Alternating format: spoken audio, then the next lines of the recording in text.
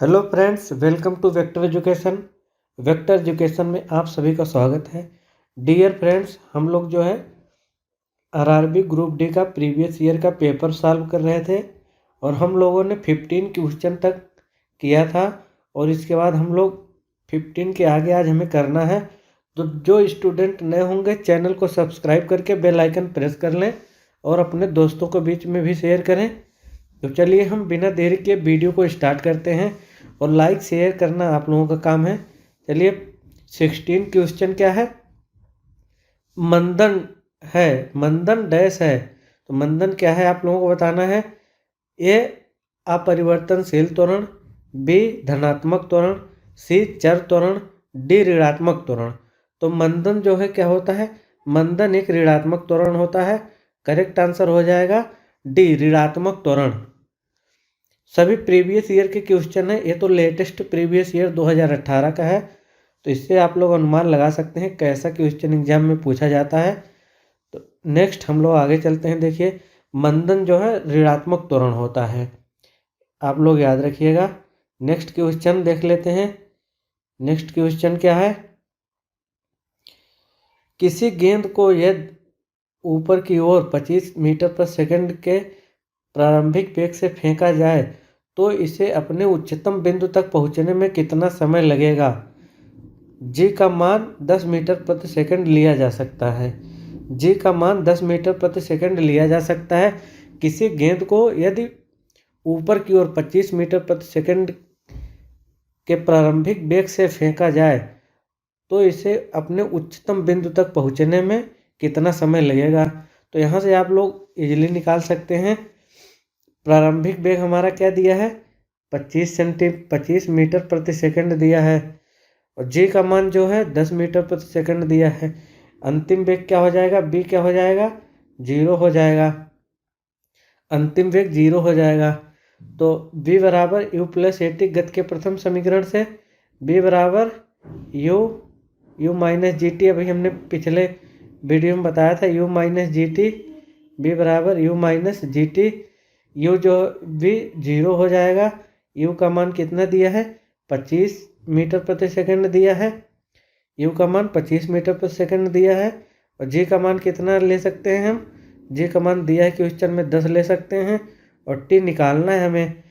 तो इसको हम जब सॉल्व 25 10 टी इधर कर लेंगे, 10 टी बराबर 25 हो जाएगा, 25 हो जाएगा। 10 टी बराबर क्या हो जाएगा, टी बराबर हो जाएगा अपना, टी बराबर 25/10 हो जाएगा।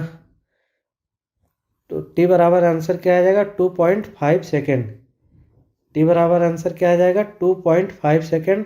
करेक्ट आंसर ए हो जाएगा जो कि 2.5 सेकेंड दिया गया है। करेक्ट आंसर कौन सा हो जाएगा, ए हो जाएगा 2.5 सेकेंड। जिनको नहीं समझ में आया वो यहाँ से भी देख सकते हैं। गेंद का प्रारंभिक वेग कितना दिया है, 25 मीटर प्रति सेकंड। गुरुत्वीय त्वरण जी का मान कितना है, 10 मीटर प्रति सेकंड स्क्वायर है, क्वेश्चन में बोला था। जी के विपरीत दिशा में ऊपर की ओर फेंका गया है तो गति के समीकरण से क्या हो जाएगा फार्मूला, v बराबर यू माइनस जी टी। कल भी एक क्वेश्चन इस पे हमने कराया था, v बराबर यू माइनस जी टी। और अंतिम वेलोसिटी क्या, ऊपर जाने के बाद अंतिम वेलोसिटी जो है 0 हो जाएगी। ऊपर जहाँ मैक्सिमम जाएगी वहाँ के बाद तो वस्तु नीचे ही आएगी, उसके बाद वहाँ अंतिम वेलोसिटी क्या हो जाएगा, अंतिम वेलोसिटी 0 हो जाएगा v का मान।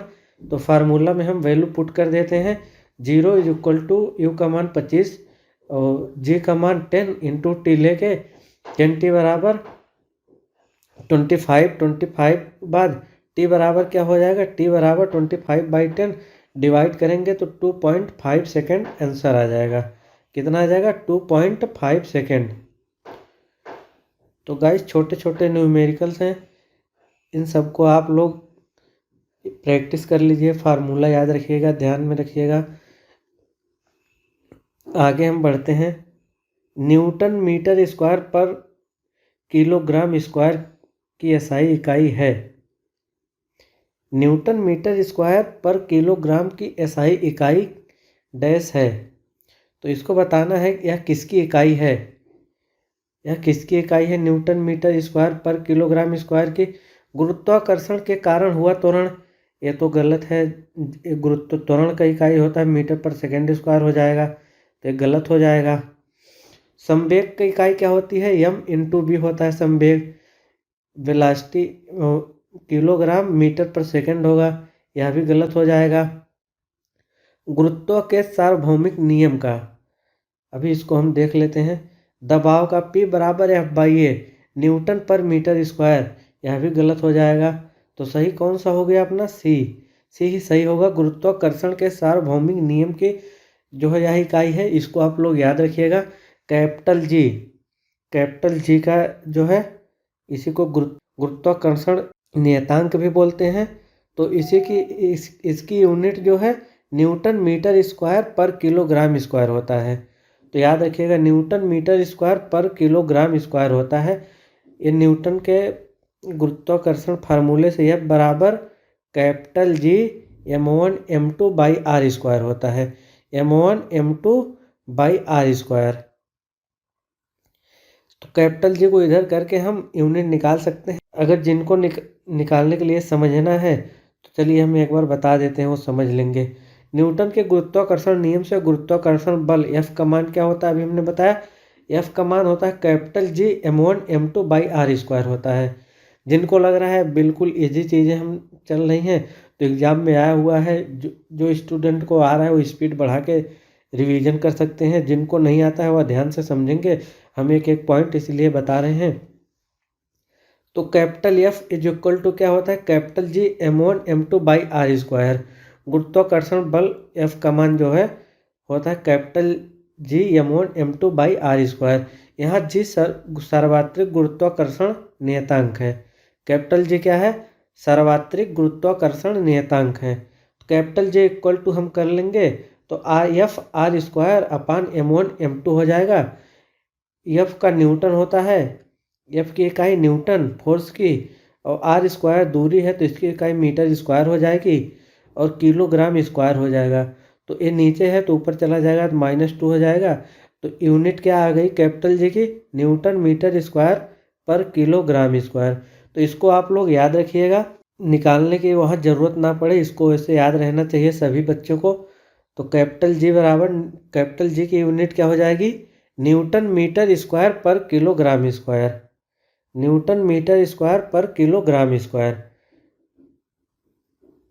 नेक्स्ट क्वेश्चन, स्मॉल g गुरुत्व के कारण त्वरण इज इक्वल टू, बताना ऑप्शन ए है capital G capital R square upon M, B है capital G capital M by R square, G by M R square, C है, डी है R square M by G है। तो इसको आप लोगों को बताना है कौन सा सही है। आप लोग देखिए, आप लोगों को आता है तो, नहीं पता तो आप लोग याद रखिएगा। यह स्मॉल जी है क्या है? पृथ्वी के गुरुत्व के कारण ही जो त्वरण है वही गुरुत्वीय त्वरण है। पृथ्वी के गुरुत्व के कारण जो है वही त्वरण है जी। तो स्मॉल जी बराबर क्या होता है? Capital G M by R square. Capital G M by R square. सही कौन सा है? बी वाला, capital G M by R square. इसको आप लोग याद रखिएगा, capital G M by R square. इसमें कैपिटल M क्या है? पृथ्वी का द्रव्यमान है। कैपिटल M पृथ्वी का द्रव्यमान है। और आर स्क्वायर क्या है? आर स्क्वायर पृथ्वी की त्रिज्या है। आर स्क्वायर पृथ्वी की त्रिज्या है। आर स्क्वायर क्या है? रेडियस है पृथ्वी की। और अगर किसी भी ग्रह पे जी का मान निकालना हो, स्मॉल जी, तो वहाँ पे जो है कैपिटल M उस ग्रह का द्रव्यमान हो जाएगा और कैपिटल R जो है वहाँ की रेडियस हो जाएगी, उस जो है पिंड की रेडियस हो जाएगी। तो नेक्स्ट हम आगे चलते हैं। क्लियर हो गया होगा आप लोगों को। नेक्स्ट, निम्न में से किस स्थान पर गुरुत्वीय त्वरण शून्य होता है? निम्न में से किस स्थान पर गुरुत्वीय त्वरण शून्य होता है? फ्रेंड्स, जो भी क्वेश्चन है सभी जेन्युइन क्वेश्चन है। आप लोग देखिएगा प्रीवियस ईयर के हैं तो आप लोग अपने आप को एनालिसिस करिए कि आप लोग कितने क्वेश्चन कर पाते हैं। ए ऑप्शन है समुद्र स्तर पर, बी ध्रुवों पर, सी भूमध्य रेखा पर, डी पृथ्वी के केंद्र पर। तो गुरुत्वीय त्वरण जो है पृथ्वी के केंद्र पर शून्य होता है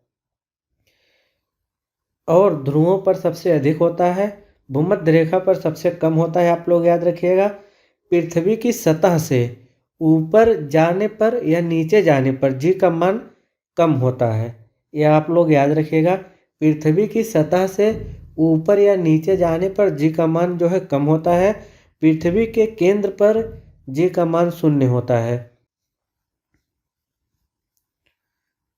नेक्स्ट, आवृत्ति और काल अवधि में क्या संबंध है? ऑप्शन ए टी बराबर 1+u, ऑप्शन बी टी बराबर u, ऑप्शन सी टी बराबर 1/u, ऑप्शन डी टी बराबर 1/u। तो हमें बताना है आवृत्ति और काल अवधि में क्या संबंध है। हमें पता है कि कंपन की आवृत्ति किसी कंपन करने वाली वस्तु द्वारा 1 सेकंड में किए गए कंपनों की संख्या के बराबर होती है।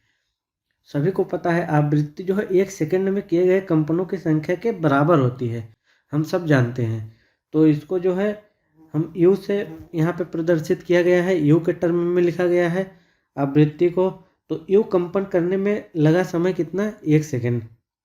तो एक कंपन में 1/u, एक कंपन में लगा समय 1/u हो जाएगा। आवृत्ति क्या है? 1 सेकंड में किए गए कंपनों की संख्या के बराबर है। और जो है एक कंपन में लगा समय आवर्तकाल कहलाता है। यह भी आप लोगों को याद रखना है, एक कंपन में लगा समय आवर्तकाल कहलाता है। कैपिटल टी, एक कंपन में लगा समय आवर्तकाल कहलाता है। और एक कंपन में लगा समय आवर्तकाल कहलाता है। और एक कंपन में अभी हमने आवृत्ति के टर्म में निकाला था, आवृत्ति के टर्म में 1/u। तो t इक्वल टू क्या हो जाएगा? 1/u। यहाँ पे करेक्ट आंसर अपना कौन सा है? सी वाला। नेक्स्ट, किसी वस्तु द्वारा विराम की अवस्था में अथवा गति की अवस्था के विरोध की प्रवृत्ति को कहते हैं। किसी वस्तु द्वारा विराम की अवस्था अथवा गति की अवस्था के विरोध की प्रवृत्ति को क्या कहते हैं? जड़त्व कहते हैं।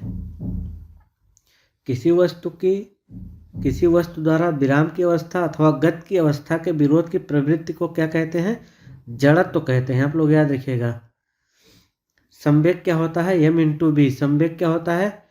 m × b। Mass into velocity जो है संवेग के बराबर होता है। बल की परिभाषा जो है न्यूटन के प्रथम नियम से मिलती है, F बराबर ma। और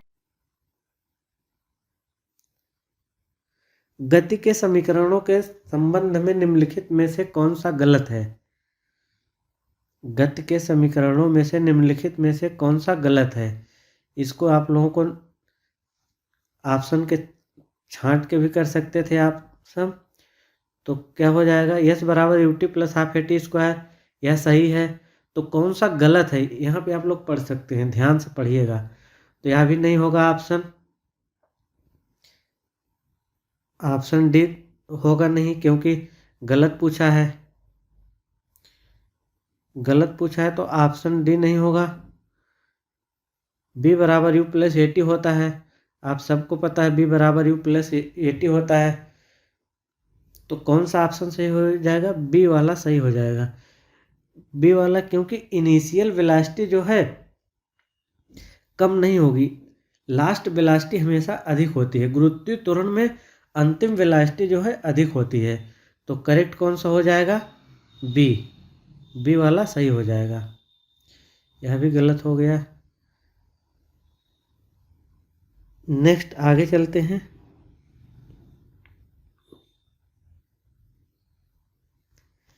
किसी वस्तु का जड़त्व मापने की इकाई निम्न में से क्या है? किसी वस्तु का जड़त्व मापने की इकाई निम्न में से क्या है? जड़त्व जो है मापने की इकाई द्रव्यमान है। जितना अधिक द्रव्यमान होगा उस वस्तु का जड़त्व भी उतना अधिक होगा। किसी वस्तु के जड़त्व जो है उतना ही अधिक होगा जितना अधिक द्रव्यमान होगा। जड़त्व जो है डायरेक्टली प्रोपोर्शनल टू द द्रव्यमान मास। नेक्स्ट आगे हम चलते हैं। आगे क्वेश्चन है, तो क्वेश्चन देख के आप लोग घबराया मत करो, क्वेश्चन बिल्कुल इजी है, बस प्रैक्टिस करते रहो।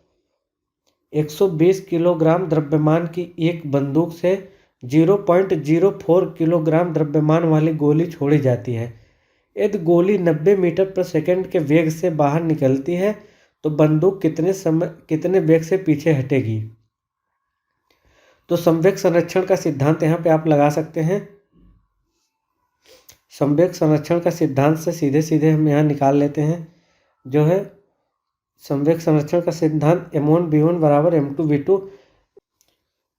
माना बंदूक b1 मीटर प्रति सेकंड के वेग से पीछे हटती है, संवेग संरक्षण के सिद्धांत से m1v1 बराबर m2v2।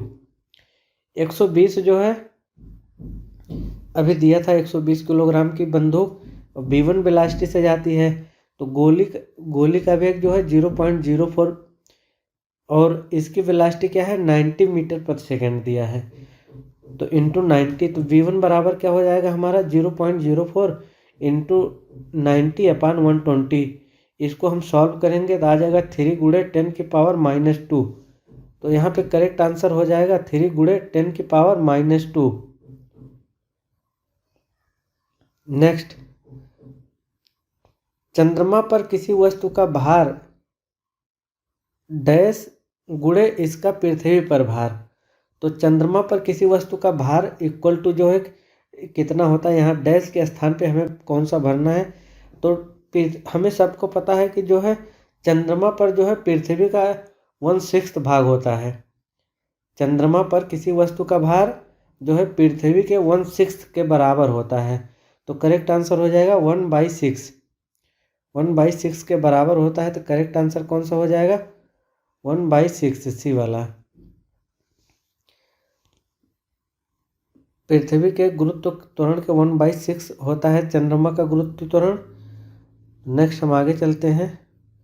चंद्रमा पर वस्तु का भार इक्वल टू 1/6 इंटू पृथ्वी पर भार।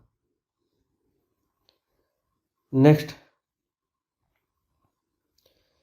एक सेल में विस्फोट के बाद अनेक टुकड़े विभिन्न दिशाओं में गति करते हैं, इस दशा में किसका संरक्षण होगा।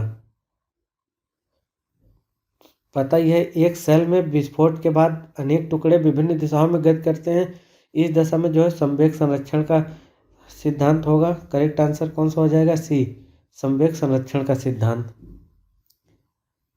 किसी सेल के विस्फोट में इसके अनेक टुकड़े विभिन्न दिशाओं में गति करते हैं। हम जानते हैं कि बाह्य बल के अभाव में निकाय का संवेग अचर रहता है, अर्थात निकाय इस दिशा में संवेग संरक्षण का नियम का पालन करता है, अतः सेल में विस्फोट में संवेग संरक्षित होगा। करेक्ट आंसर जो हो जाएगा सी। नेक्स्ट, ऊर्ध्वाधर रूप से ऊपर की ओर फेंकी गई एक गेंद 12.5 मीटर प्रति सेकंड के बाद जमीन पर वापस आती है, वह वेग ज्ञात करे जिसके साथ इसे फेंका गया था। वह वेग ज्ञात करना है जिसको जो है किस वेग से फेंका गया था। कोई वस्तु है जो है ऊर्ध्वाधर ऊपर की ओर फेंकी जाती है गेंद, और वह 12.5 सेकंड के बाद जमीन पर वापस आती है, तो जितना समय जाने में लगा होगा उतना ही समय आने में भी लगा होगा। तो इसको हम अगर पहले ऊंचाई निकालेंगे तो वहाँ से हार्ड हो जाएगा, तो इसको हम निकाल लेते हैं। यह समय क्या दिया, आने और जाने का दोनों समय दिया है, तो इसका आधा क्या हो जाएगा 6.25। ऊपर केवल जाने में कितना 6.25, ऊपर जाने में हमें इनिशियल निकालना है। ऊपर जाने के बाद अंतिम वेलोसिटी जो है एक जगह पे b इक्वल टू 0 हो जाएगा। अभी हमने फार्मूला एक बताया था, b बराबर u माइनस जी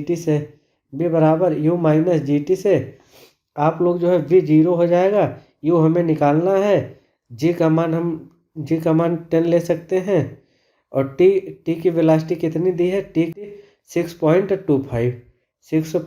t कितना हो समय लगेगा 6.25,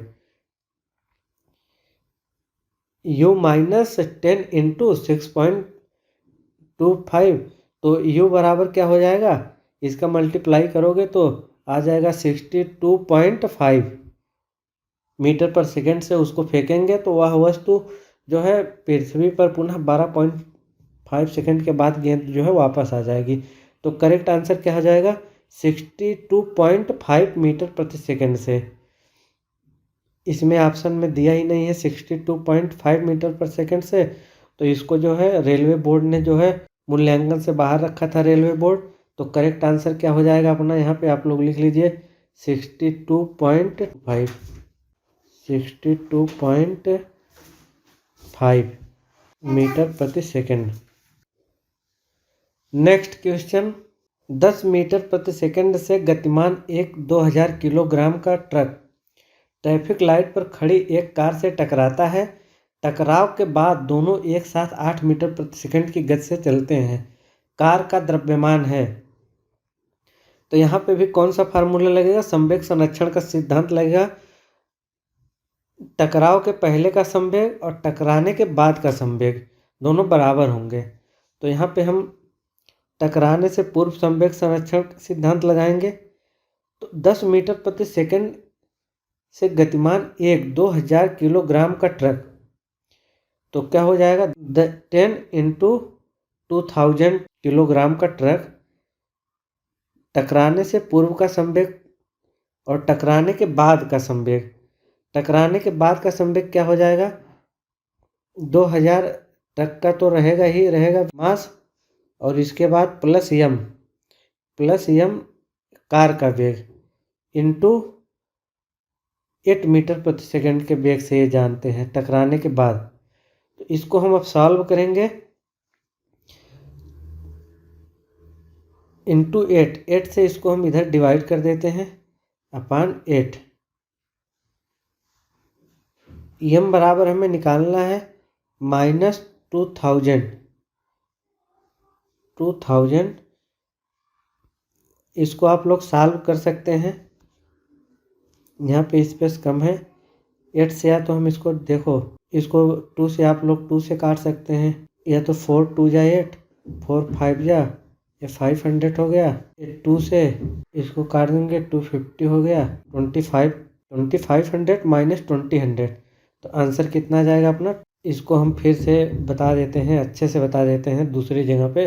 प्रीवियस ईयर में आया हुआ है फ्रेंड्स, आप लोग ध्यान रखिएगा। टकराने के पूर्व का संवेग कितना होगा? कितना दिया? स्पीड 10 दिया है, और कितना द्रव्यमान ट्रक का है? 2000। टकराने के बाद जो है स्पीड 8 है, और ट्रक का द्रव्यमान 2000 प्लस कार का द्रव्यमान यम ले लेंगे। टकराने के बाद संवेग इक्वल कर देंगे। इसको हम यहाँ 8 से डिवाइड कर देंगे। तो 8 2 जा 16, 8 5 जा 40, 250 आ जाएगा। ये हो जाएगा कितना? 2500 इज इक्वल टू 2000 प्लस यम। 2000 प्लस यम हो जाएगा। यम इक्वल टू कितना हो जाएगा? यम इक्वल टू यह माइनस हो जाएगा। 2500 में से 2000 माइनस हो जाएगा। यम इक्वल टू हो जाएगा 500। कार का द्रव्यमान कितना हो जाएगा? 500। Correct answer 500। तो बिल्कुल इजी है, आप लोग बस याद रखिएगा। संवेग संरक्षित होता है हमेशा टकराने के पूर्व या टकराने के बाद भी। तो नेक्स्ट हम आगे देख लेते हैं। फ्रेंड्स, आप लोग जो है चैनल को सब्सक्राइब कर लीजिए। हम इस पे जो है प्रीवियस ईयर के सभी क्वेश्चन को सॉल्व करेंगे। अभी फिजिक्स कर रहे हैं, इसके बाद हम लोग केमिस्ट्री करेंगे, भौतिक विज्ञान करेंगे, सभी क्वेश्चन करेंगे। तो समय के साथ विस्थापन में परिवर्तन की दर को कहा जाता है। समय के साथ विस्थापन में परिवर्तन की दर को क्या कहा जाता है? आप लोग देख सकते हैं, समय के साथ जो है विस्थापन में परिवर्तन की दर को क्या कहते हैं? वेग कहते हैं। वैसे त्वरण तो कहते नहीं है, त्वरण को तो वेग परिवर्तन की दर को त्वरण कहते हैं। यह गलत हो जाएगा, वेग यहाँ पे सही हो जाएगा। वेग बराबर विस्थापन बटे समय होता है। विस्थापन में परिवर्तन की दर दिया है, अगर दूरी में परिवर्तन की दर देता तो चाल भी हो सकता था, लेकिन यहाँ पे विस्थापन विस्थापन हमेशा क्या होता है, पॉजिटिव होता था। यह भी क्वेश्चन कल आया था, हमने कराया था। तो आप लोग यहाँ से याद रखिएगा क्या आंसर हो जाएगा, वेग। नेक्स्ट, गति का द्वितीय समीकरण के बीच संबंध प्रदान करता है। गति के द्वितीय समीकरण के बीच संबंध जो है प्रदान करता है। तो गति के द्वितीय समीकरण के बीच जो है संबंध कौन सा प्रदान करता है, यह भी प्रीवियस ईयर का क्वेश्चन है, आप देख सकते हैं। 2018 फर्स्ट पॉली में आया हुआ है 23 सितंबर को। गति का द्वितीय समीकरण जो है किसके किसके बीच संबंध प्रदान करता है। गति का द्वितीय समीकरण होता कौन सा है, एस बराबर यू बी बराबर यू प्लस ए टी प्रथम समीकरण होता है गति का, और बी बराबर यू प्लस ए टी लिख ही देता हूँ मैं, u plus a t. S बराबर यू टी प्लस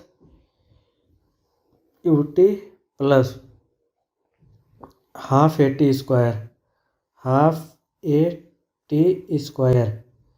एस बराबर u t plus half a t square.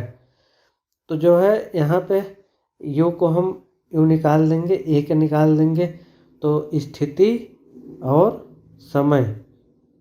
गति का द्वितीय समीकरण जो है, गति का द्वितीय समीकरण स्थिति और समय को प्रदर्शित करता है। करेक्ट आंसर हो जाएगा बी, स्थिति और समय। नेक्स्ट, बल इंटू विस्थापन के बराबर होता है। यह भी प्रीवियस ईयर का आया है, देख लीजिए आप। बल इंटू विस्थापन किसके बराबर होता है, बल इंटू विस्थापन जो है कार्य के बराबर होता है। डब्लू बराबर क्या होता है, एफ डी कास थीटा होता है, एफ डी कास थीटा। तो बल एफ क्या है, फोर्स है, डी क्या है, विस्थापन है। तो करेक्ट आंसर क्या हो जाएगा, कार्य। बल इंटू विस्थापन जो है कार्य के बराबर होता है।